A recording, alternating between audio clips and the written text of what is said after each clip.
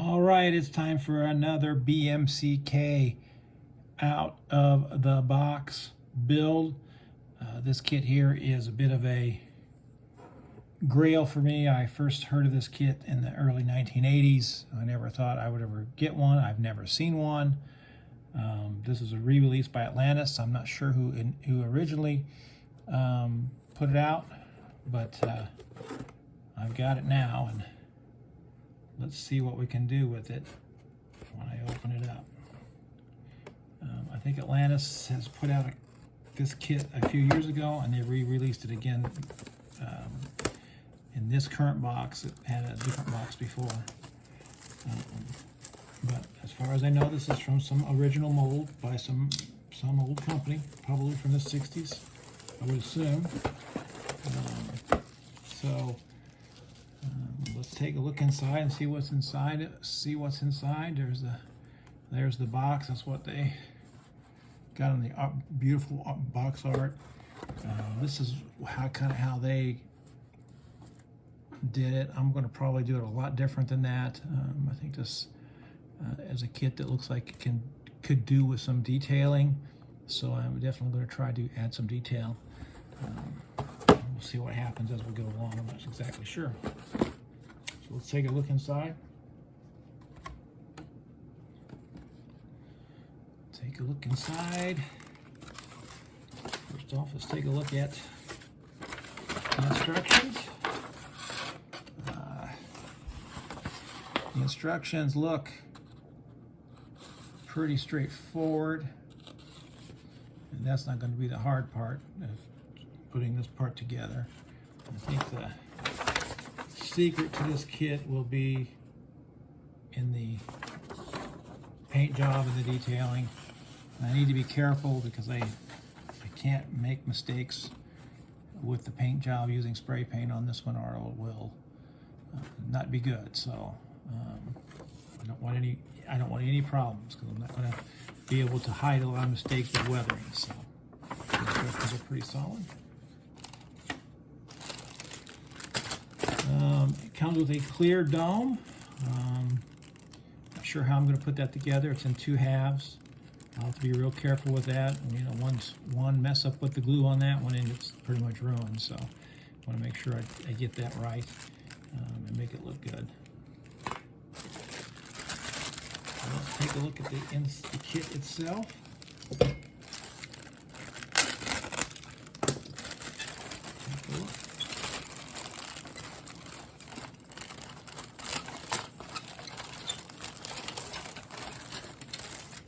Comes with a nice little base. There's Flash Gordon's face, and it's going to be very important to get that right, especially the eyes.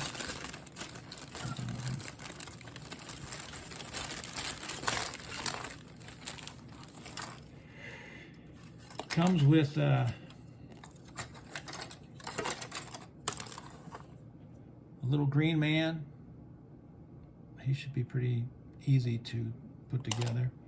The only thing that I'm really seeing for sure I want to try to do something different with is it's got these little like cables that like go to this in the back here. It looks like it's an air tank situation. I want to do something with that to see if I can make that look a little bit better.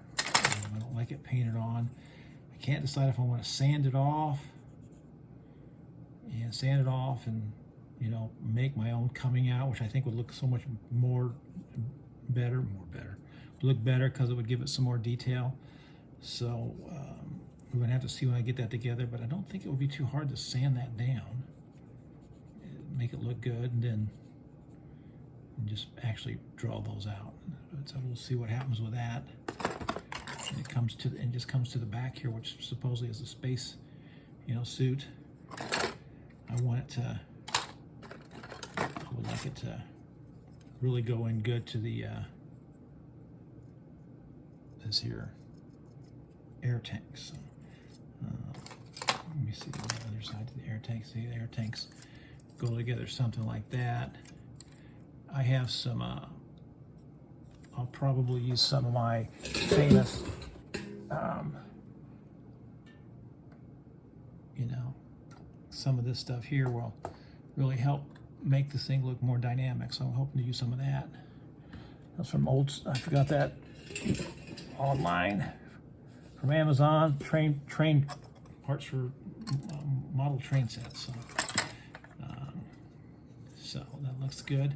Won't take too long to put the figure together itself, but like I said, the whole thing in this thing is going to be in the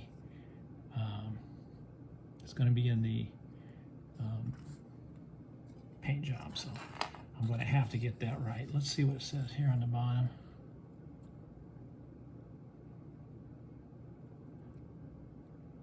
And that's who down there you can see it says the king, you know, who used to put out the Flash Gordon comic strip, Hearst Publications. So I don't know who initially put this kit out. I'll see if I can do some research on that and see what comes up from it. But I love the Atlantis models. I've never had a bad experience building any of them. They always go together really nicely. They put out a really good kit. And of course, they've resurrected some of the old kits that I love so much. So this is Flash Gordon with the little spaceman. Buzz, buzz, buzz, buzz, buzz, buzz, buzz, buzz, buzz. So we'll see what's going to happen with this. I need to get out and get some good testers paint. What I really need to do is learn how to airbrush. It seems like a lot of work. But there we go. We're going to see what's going to happen with the old Flash Gordon from Atlantis. It's Flash Gordon and the Martian. So we'll see what it makes for itself, and we'll go from there.